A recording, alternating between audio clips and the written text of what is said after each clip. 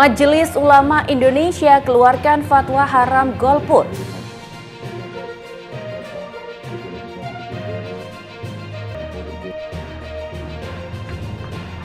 Konsleting listrik 2 rumah di Tuban ludes terbakar.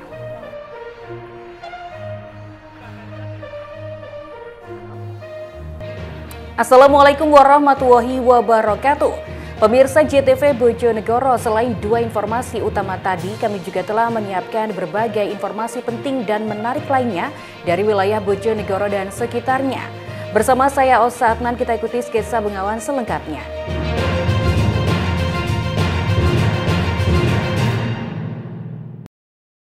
Pemirsa, kita awali informasi yang pertama.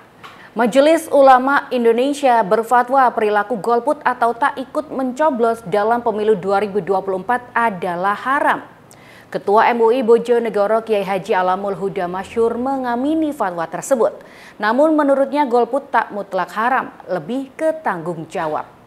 Majelis Ulama Indonesia MUI mengeluarkan fatwa tentang perilaku golput atau tidak ikut mencoblos dalam pemilu 2024 adalah haram. Fatwa tersebut dikeluarkan dengan landasan pertimbangan hukum agama yang telah dipelajari para ulama.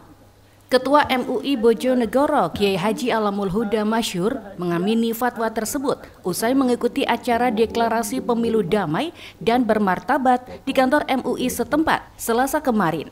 Namun menurutnya golput tak mutlak haram. Keharaman golput tersebut secara dasar terletak pada perihal tanggung jawab pemilih atau pemilik suara dalam pemilu 2024. Ia menilai baik buruknya Indonesia mendatang tergantung hasil pemilu 2024. Sehingga jika pemilih golput, artinya mereka tidak bertanggung jawab terhadap nasib Indonesia. Untuk itu, Ketua MUI Bojonegoro mengajak warga Bojonegoro khususnya untuk memakai hak pilihnya. Selain agar lebih bertanggung jawab, pemilih juga sah ketika kelak mengkritik si terpilih. Gus, soal fatwa haram golput gimana Gus? Jadi logika kita ini makan di Indonesia. Kita mau makan gaji Indonesia. Kita hidup di udara Indonesia. Kok tidak mau memilih secara naluri dan secara logika nggak mungkin kalau kita itu tidak ada haram mutlak itu ya enggak. Cuma bahwa yang tidak mau nyoblos berarti tidak tanggung jawab. Imbauan untuk golput Gus? Jangan golput. Karena golput salah satu di antara penghindaran diri kita dari tanggung jawab sebagai bangsa Indonesia. Edo Jody Aldian, JTV Bojonegoro. Sementara itu ratusan personil gabungan dari Polisi, TNI, Satpol PP, Dinas Perhubungan dan Dinas Kesehatan Kabupaten Tuban siap mengamankan perayaan Natal dan Tahun Baru 2024. Mereka akan fokus melakukan pengamanan di gereja hingga mengantisipasi aksi konvoi pada malam Tahun Baru. Ratusan personil gabungan dari Polres Tuban, Kodim 0811, Satpol PP, Dinas Perhubungan, serta Dinas Kesehatan Kabupaten Tuban siap mengamankan jalannya perayaan Natal dan Tahun Baru di wilayah setempat. Kesiapan personil tersebut terlihat pada apel gelar pasukan operasi Lilin Semeru di halaman belakang Polres Tuban Kamis pagi. Para personil ini akan bertugas mengamankan perayaan Natal 2023 dan Tahun Baru 2024 selama 12 hari, terhitung mulai tanggal 22 Desember 2023 hingga 2 Januari 2024 mendatang. Dalam apel gelar pasukan ini, Kapolres Tuban bersama Forkopimda melakukan pengecekan kesiapan akhir, baik pada aspek personil maupun sarana-prasarana serta keterlibatan unsur terkait. Selama operasi Lilin Semeru 2023 akan disiagakan sedikitnya 600 personil gabungan. Selain itu, bersama sejumlah pihak, Polres Tuban juga membentuk 4 pos pengamanan dan pos pelayanan. 3 pos pengamanan tersebut berada di Terminal Wisata Kebonsari Tuban, Pantai Kelapa Panyuran Tuban, serta di perbatasan Jawa Timur dan Jawa Tengah, sementara 1 pos pelayanan berada di kawasan Alun-Alun Tuban.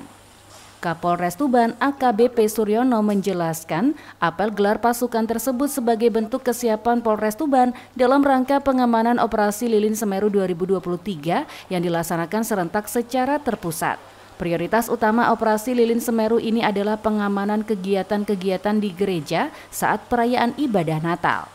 Selain itu, tempat-tempat keramaian yang menjadi tujuan masyarakat dalam merayakan libur Nataru bahkan juga disiapkan personil gabungan untuk mengantisipasi konvoi malam tahun baru.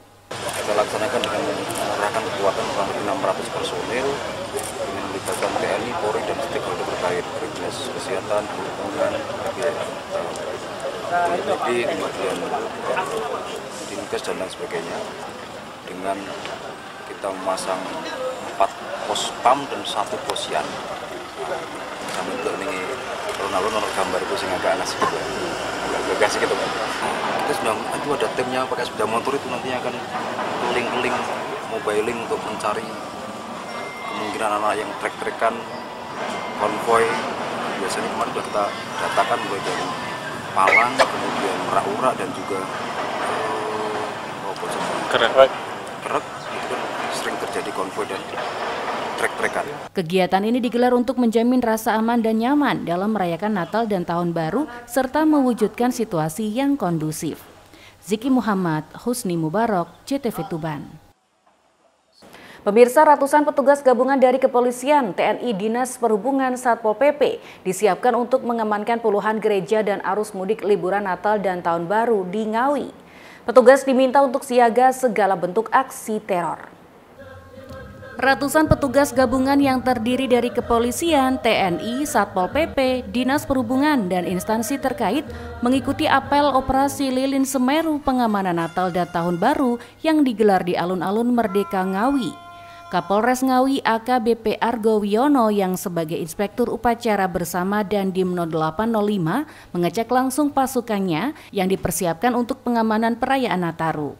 Menurut Kapolres Ngawi, sebanyak 120 anggota kepolisian dan instansi terkait akan mengamankan 96 gereja yang tersebar di wilayah Kabupaten Ngawi. Pengamanan dilakukan untuk antisipasi segala bentuk aksi teror. Selain mengamankan gereja, pihak Polres Ngawi juga telah mendirikan 5 pos pengamanan, 7 pos pelayanan, dan pos terpadu pada saat arus mudik Nataru mendatang. Pos sendiri di Kabupaten Ngawi, yang pertama adalah pos pengamanan. Ada 5 pos pengamanan yang kami siapkan. Kemudian ada 7 pos pelayanan. Pos pelayanan ini terdiri dari pos yang berada di wilayah stasiun dan terminal. Kemudian 2 pos yang berada di rest area, baik 575A dan 575B. Kemudian ada 2 pos terpadu, yaitu di alun-alun dan di Tugu Kartonyono. Jadi totalnya kurang lebih ada sekitar 25 pos. Kemudian untuk total jumlah gereja ada 96 gereja yang kami amankan, baik pada saat malam di tanggal 24 maupun di tanggal 25. Adapun 17 personil sendiri kami terjunkan sebanyak 120 personil. Demikian. Untuk antisipasi aksi teror seperti apa?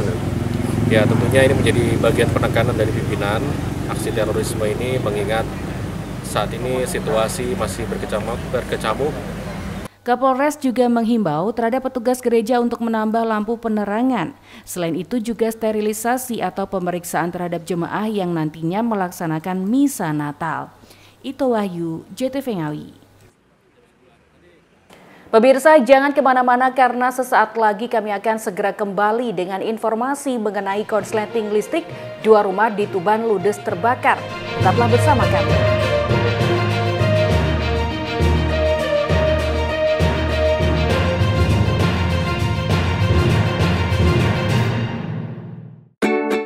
Tahukah Anda, TBC atau tuberkulosis adalah penyakit yang disebabkan oleh bakteri Mycobacterium tuberculosis yang menyerang organ paru-paru.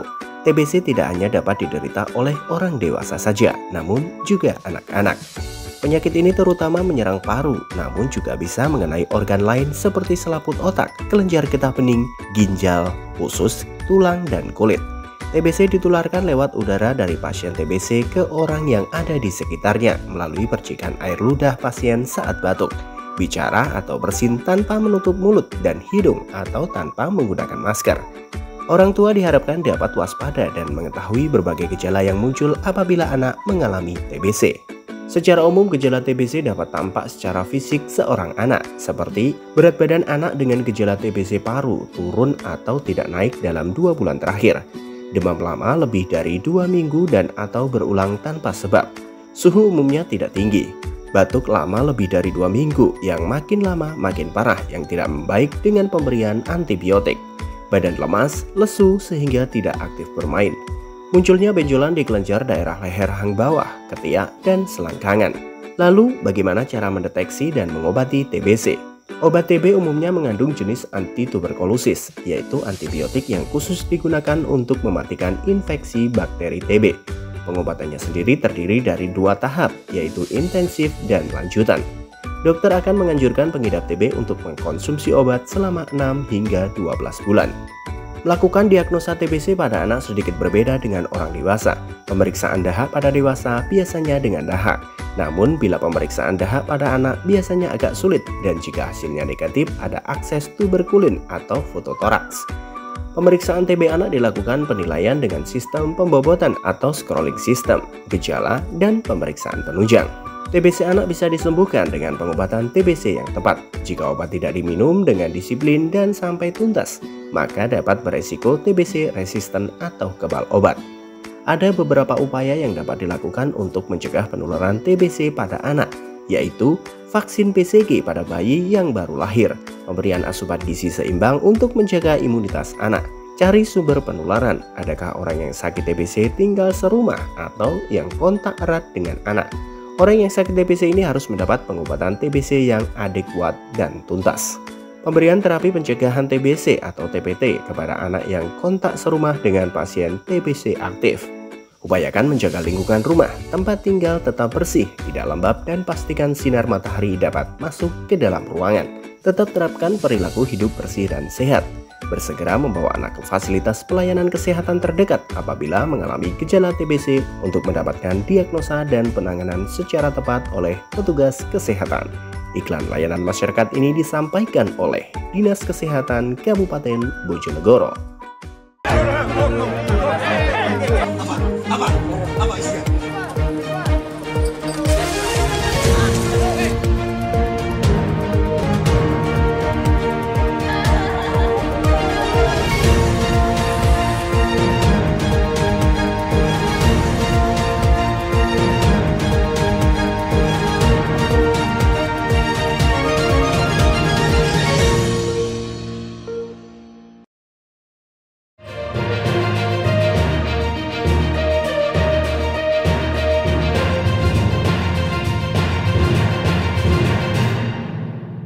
Terima kasih pemirsa Anda masih bersama kami.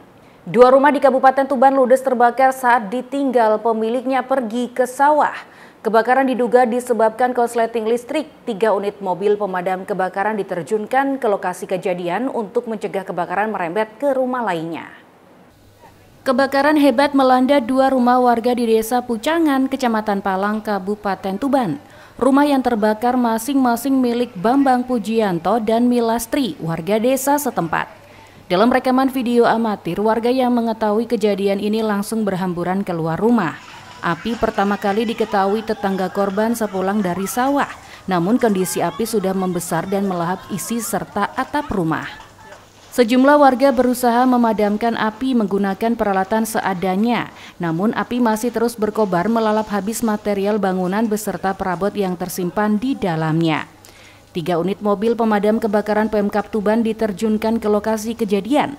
Dibantu warga, petugas berhasil memadamkan kobaran api setelah 1 jam kemudian. Meski demikian, kebakaran tak sampai merambat ke bangunan lain di sekitarnya. Kebakaran diduga disebabkan korsleting arus pendek listrik. Percikan api tidak diketahui langsung lantaran kondisi rumah kosong ditinggal pemiliknya pergi ke sawah. Pengaduan atau laporan sekitar jam 10.30 ada rumah di Dusun Pucangan, Desa Pucangan, Kecamatan Palang itu terbakar. Dan kebetulan berdasarkan informasi itu penghuninya di sawah semua. Itu rumahnya Pak Bambang Pujianto. Dan diduga penyebabnya adalah korsleting listrik. Dan itu mengimbas ke rumah di belakangnya. Ada yang mengatakan itu 1 rumah ditempati 2 kakak, tetapi ada yang mengatakan juga itu ada 2 rumah yang nempel.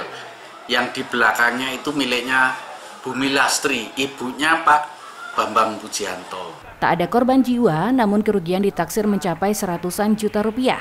Selain bangunan, seluruh perabot rumah tangga di dalamnya juga ludes terbakar. Ziki Muhammad, Husni Mubarak, CTV Tuban. Sementara itu, seorang nenek yang membonceng cucunya mengendarai motor mengalami kecelakaan dengan sebuah truk trailer di jalur Poros Pantura, Kabupaten Lamongan. Akibatnya, sang cucu yang masih duduk di bangku sekolah dasar meninggal dunia.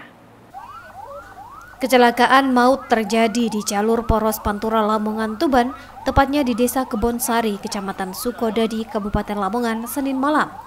Seorang siswa kelas 5 sekolah dasar meninggal dunia akibat ditabrak truk trailer. Kecelakaan bermula saat motor yang dikemudikan Sumi Haryati, 50 tahun, membonceng cucunya Akilan, 9 tahun, melaju dari arah timur hendak belok ke utara.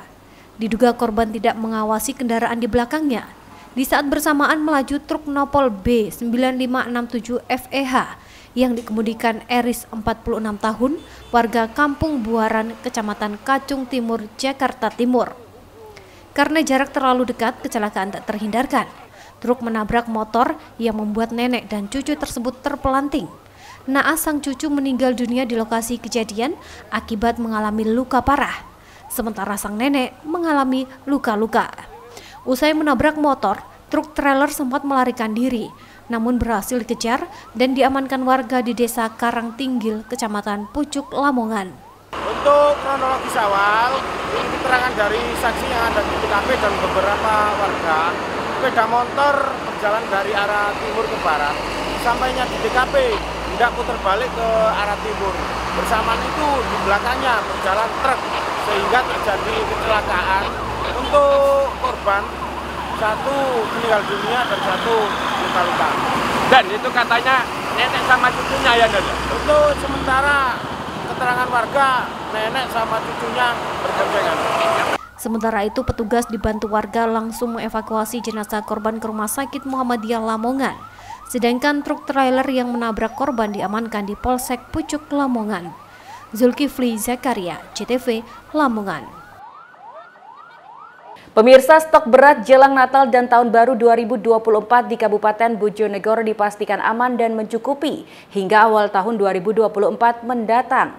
Pasalnya, sejauh ini stok beras di Bulog Cabang Bojonegoro masih tersedia sebanyak 2.819 ton dan nantinya akan ada penambahan beras sebanyak 4.000 ton. Menjelang Natal dan Tahun Baru 2024, stok beras di gudang Bulog Bojonegoro dinyatakan aman. Pasalnya, stok beras di gudang Bulog setempat per tanggal 20 Desember 2023 mencapai 2.819 ton. Bahkan dalam waktu dekat, tepatnya pada tanggal 31 Desember 2023, bakal ada penambahan beras sebanyak 4.000 ton. Penambahan tersebut bakal mencukupi kebutuhan beras hingga awal bulan tahun 2024. Sementara untuk penyaluran bantuan pangan dan SPHP, totalnya mencapai 1.679 ton beras jenis medium. Bantuan pangan saat ini masih disalurkan di 2 kabupaten. Di antaranya Kabupaten Bojonegoro sebanyak 598 ton dan Kabupaten Tuban sebanyak 331 ton. Bahkan untuk penyaluran beras stabilisasi pasokan harga pasar atau SPHP, pihaknya menyalurkan setiap hari mencapai 75 ton, meliputi Kabupaten Bojonegoro, Tuban, dan Kabupaten Lamongan, atau jika ditotal mencapai 750 ton. Pimpinan Cabang Bulog Bojonegoro, Ferdian Dharma, mengatakan stok beras di gudang Bulog setempat saat ini masih aman dan mencukupi. Bahkan akan ada penambahan stok beras sebanyak 4.000 ton. Beras tersebut termasuk cadangan beras pemerintah atau CBP yang diimpor dari Vietnam. Insya Allah, alhamdulillah, kondisi stok beras di Bulog itu sekitar 2.800-an ya. Insya Allah perkiraan itu aman. Nanti akan ada tambahan lagi pengiriman dari Surabaya ke sini dan perkiraan akhirnya sekitar 5.000-an. Dan kalau kita bandingkan dengan pengeluarannya, kira-kira sampai dengan akhir tahun 5.100 sekian itu aman untuk sekitar 1 bulan lebih. Untuk pengeluaran setiap bulannya sendiri sekitar berapa ton Pak dari Bulog? Rata-rata untuk bantuan pangan sekitar 3.300 ton per bulan untuk 3 kabupaten, Bojonegoro, Lamongan, dan Tuban. Kemudian rataan untuk SPHP ya, SPHP itu sekitar 1.000 ton. Pemerintah sendiri menetapkan harga eceran tertinggi beras Bulog di harga Rp10.900. Edo Jody Aldian, CTV, Bojonegoro. Informasi mengenai jelang Natal, penjualan pernak-pernik Natal di Tuban meningkat. Akan kami hadirkan usai jeda pariwara berikut. Tetaplah bersama kami.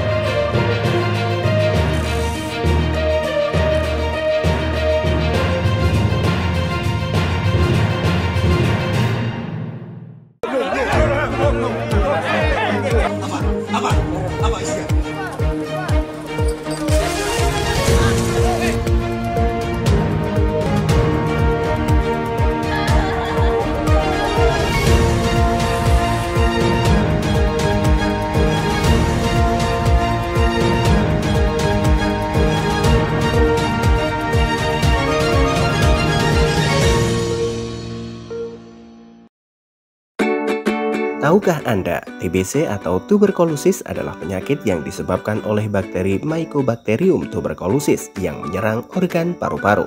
TBC tidak hanya dapat diderita oleh orang dewasa saja, namun juga anak-anak. Penyakit ini terutama menyerang paru, namun juga bisa mengenai organ lain seperti selaput otak, kelenjar getah bening, ginjal, usus, tulang, dan kulit. TBC ditularkan lewat udara dari pasien TBC ke orang yang ada di sekitarnya melalui percikan air ludah pasien saat batuk, bicara atau bersin tanpa menutup mulut dan hidung atau tanpa menggunakan masker. Orang tua diharapkan dapat waspada dan mengetahui berbagai gejala yang muncul apabila anak mengalami TBC. Secara umum, gejala TBC dapat tampak secara fisik seorang anak, seperti berat badan anak dengan gejala TBC paru turun atau tidak naik dalam 2 bulan terakhir, demam lama lebih dari 2 minggu dan atau berulang tanpa sebab, suhu umumnya tidak tinggi, batuk lama lebih dari 2 minggu yang makin lama makin parah yang tidak membaik dengan pemberian antibiotik, badan lemas, lesu sehingga tidak aktif bermain, munculnya benjolan di kelenjar daerah leher hang bawah, ketiak, dan selangkangan. Lalu, bagaimana cara mendeteksi dan mengobati TBC? Obat TB umumnya mengandung jenis antituberkulosis, yaitu antibiotik yang khusus digunakan untuk mematikan infeksi bakteri TB. Pengobatannya sendiri terdiri dari 2 tahap, yaitu intensif dan lanjutan. Dokter akan menganjurkan pengidap TB untuk mengkonsumsi obat selama 6 hingga 12 bulan. Melakukan diagnosa TBC pada anak sedikit berbeda dengan orang dewasa. Pemeriksaan dahak pada dewasa biasanya dengan dahak. Namun, bila pemeriksaan dahak pada anak biasanya agak sulit dan jika hasilnya negatif ada akses tuberkulin atau fototoraks. Pemeriksaan TB anak dilakukan penilaian dengan sistem pembobotan atau scrolling system, gejala, dan pemeriksaan penunjang. TBC anak bisa disembuhkan dengan pengobatan TBC yang tepat. Jika obat tidak diminum dengan disiplin dan sampai tuntas, maka dapat beresiko TBC resisten atau kebal obat. Ada beberapa upaya yang dapat dilakukan untuk mencegah penularan TBC pada anak, yaitu vaksin BCG pada bayi yang baru lahir, pemberian asupan gizi seimbang untuk menjaga imunitas anak, cari sumber penularan, adakah orang yang sakit TBC tinggal serumah atau yang kontak erat dengan anak. Orang yang sakit TBC ini harus mendapat pengobatan TBC yang adekuat dan tuntas. Pemberian terapi pencegahan TBC atau TPT kepada anak yang kontak serumah dengan pasien TBC aktif. Upayakan menjaga lingkungan rumah, tempat tinggal tetap bersih, tidak lembab, dan pastikan sinar matahari dapat masuk ke dalam ruangan. Tetap terapkan perilaku hidup bersih dan sehat. Bersegera membawa anak ke fasilitas pelayanan kesehatan terdekat apabila mengalami gejala TBC untuk mendapatkan diagnosa dan penanganan secara tepat oleh petugas kesehatan. Iklan layanan masyarakat ini disampaikan oleh Dinas Kesehatan Kabupaten Bojonegoro.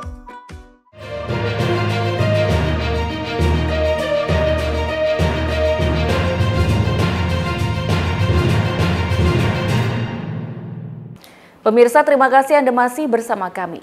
Menjelang perayaan Hari Natal, sejumlah pesanan pernak-pernik Natal di Kabupaten Tuban mengalami peningkatan. Selain aksesoris hiasan dinding, para pembeli banyak memburu hampers Natal karena banyak disukai anak-anak. Menjelang perayaan Natal tahun 2023, jumlah pesanan berbagai macam pernak-pernik Natal di Kabupaten Tuban mulai meningkat. Peningkatan pesanan hampers Natal dan pernak-pernik Natal tersebut terjadi sejak awal Desember. Kondisi tersebut salah satunya dirasakan Ari Siska Hervianti, 35 tahun, pengrajin hampers dan berbagai pernak-pernik Natal di Kelurahan Doromukti, Kabupaten Tuban pada Rabu pagi. Berbagai macam pesanan hampers, parcel, dan pernak-pernik perayaan Natal berdatangan dari sejumlah gereja dan umat beragama Kristen yang ada di Kabupaten Tuban. Dalam perayaan Natal tahun ini paling banyak diburu pembeli adalah hamper snack karena banyak disukai anak-anak sebagai hadiah Natal. Selain itu, pernak-pernik garland dan hiasan dinding juga lumayan diminati. Ari Siska mengatakan hingga saat ini dirinya sudah mendapatkan 100 pesanan hamper snack, 20 pernak-pernik garland, dan hiasan dinding serta 30 buket snack Natal. Mbak, untuk Natal dan Tahun Baru tahun ini yang banyak pesanan apa saja, Mbak? Paling banyak ini adalah mini hampers, snack, terus pernak-pernik sama parcel Natal, dan juga buket. Yang paling banyak dipesan itu hampers jenis apa, Mbak? Paling banyak dipesan itu sejenis parcel hampers snack seperti ini. Itu karena banyak disukai sama anak kecil, seperti itu. Untuk hadiah anak-anak gitu? Iya. Nah, pesanan sampai berapa, Mbak, untuk hampers? Untuk hampers ini kurang lebih hampir 100 biji. Untuk harganya? Untuk harganya mulai dari 50.000 sampai 150.000, tergantung isi request snacknya. Untuk buket biasanya buket apa, Mbak? Untuk buket snack itu harganya? Harganya mulai dari 50 juga, sampai tergantung request budgetnya berapa kayak gitu. Untuk harga pohon hamper snack sendiri dijual kisaran harga Rp50.000 sampai Rp150.000. Kemudian buket snack di kisaran harga Rp50.000 hingga Rp200.000. Sedangkan untuk garland dan hiasan dinding harganya antara Rp75.000 sampai Rp200.000. Ziki Muhammad, Husni Mubarak, JTV, Tuban. Pemirsa, penjabat Bupati Bojonegoro Adrianto membentuk Satgas Netralitas Aparatur Sipil Negara. Hal ini dilakukan untuk mengantisipasi adanya mobilisasi ASN untuk memilih salah satu kontestan dalam pemilu serentak 14 Februari 2024 mendatang. Pemerintah Kabupaten Bojonegoro bekerja sama dengan Badan Pengawas Pemilu Bawaslu setempat membentuk Satgas Netralitas Aparatur Sipil Negara atau ASN.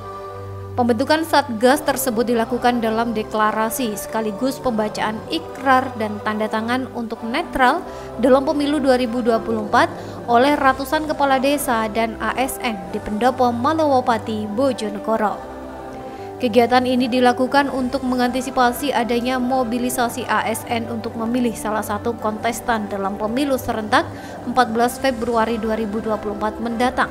ASN diwajibkan untuk tetap netral serta fokus melayani masyarakat, bukan ikut dalam kepentingan politik praktis. Penjabat Bupati Bojonegoro Adrianto mengatakan, pengucapan ikrar dalam acara ini menunjukkan bahwa kepala desa dan ASN tidak boleh berpihak kepada siapapun serta tidak berpihak kepada kelompok manapun dalam pelaksanaan pemilu. Adrianto menambahkan, netralitas ASN menjadi taruhan kepercayaan masyarakat terhadap penyelenggaraan pemerintah. Sebelum membentuk Satgas, PJ Bupati Bojonegoro mengaku sudah mengeluarkan 2 kali surat instruksi terkait netralitas ASN. Bapak Ibu semua, kalau masyarakat sudah khawatir, tidak percaya, resiko kegagalan pemilu itu akan semakin besar. Dan resiko konflik itu akan besar. Dan Bapak Ibu semua tentu ini perlu menjadi perhatian. Kita kalau terindikasi tidak netral, saling curiga akan terjadi di antara masyarakat. Saya ingin sampaikan Bapak Ibu semua, tadi sore saya selesai bersama para pimpinan yang lain dan kabupaten menghadiri paripurna di DPRD, dan ada anggota DPRD menyampaikan kekhawatirannya terhadap netralitas dari para ASN. Disampaikan tadi beberapa bukti, dan tentunya ini perlu menjadi peringatan kita semua karena masih ada dari anggota kita para ASN yang terindikasi tidak netral atau mendukung kegiatan kelompok tertentu, individu tertentu. Saya ingin ingatkan bagi semua bahwa kita ASN adalah bekerja untuk Republik tidak bekerja untuk orang pribadi, tidak bekerja untuk kelompok tertentu. Saya ingin ingatkan itu. Dalam kesempatan ini, PJ Bupati Bojonegoro juga meminta agar para ASN fokus untuk bekerja melayani masyarakat dan memberikan yang terbaik untuk negara. Samsul Alim, CTV, Bojonegoro. Pemirsa, Komisi Pemilihan Umum Kabupaten Ngawi mulai melakukan setting logistik kotak suara untuk pemilu serentak 2024. Sebanyak 30 tenaga dilibatkan dengan target selesai seminggu ke depan. Komisi Pemilihan Umum Kabupaten Ngawi mulai melakukan setting atau perakitan logistik kotak suara di gudang logistik Bulog Keninten setempat. Dalam pelaksanaan setting ini, sebanyak 30 tenaga dilibatkan. Ketua KPU Ngawi, Prima Aikwina Sulistianti menjelaskan, secara keseluruhan logistik terutama kotak suara telah diterima. Pelaksanaan setting sekaligus sortir ini selain perakitan juga untuk mengecek ada tidaknya kerusakan. Target pelaksanaan untuk kegiatan ini selesai dalam 7 hari. Menurutnya secara keseluruhan untuk kotak suara yang dibutuhkan pada pemilu mendatang, yakni sebanyak 13.808 buah kotak suara. Dengan masing-masing TPS nanti ada 5 kotak suara dan ditambah 2 kotak suara cadangan di setiap kecamatan. 5 dikali jumlah TPS ditambah 2 cadangan di setiap kecamatan dan 1 di kabupaten. Jadi ada sekitar 13.808 buah kotak suara untuk pemilu 2024. Yang alhamdulillah semuanya sudah kita terima, terakhir di Kamis seminggu yang lalu, dan ini kita sudah langsung mulai melakukan setting sekaligus sortir. Jadi melalui proses setting kotak suara ini kita juga sekaligus mensortir jika nanti ditemukan yang tidak sesuai dengan ketentuan, misalnya ini. Prima menambahkan, dalam setting dan sortir ini jika ditemukan adanya kerusakan atau kotak suara tidak sesuai ketentuan, maka akan dilakukan pelaporan ke KPU Provinsi Jawa Timur. Pelaporan tersebut dilakukan setiap hari yang nantinya akan mendapatkan pengganti. Ita Wahyu, CTV, Ngawi. Pemirsa, berikut tadi informasi terakhir di Sketsa Bengawan edisi hari ini. Jangan lupa follow media sosial kami di bawah ini dan juga kirimkan kritik saran Anda ke alamat email jtvbojonegoro@jtv.co.id. Saya Osa Adnan beserta seluruh kerabat kerja yang bertugas mohon undur diri dari hadapan Anda. Terima kasih atas kebersamaannya. Wassalamualaikum dan sampai jumpa.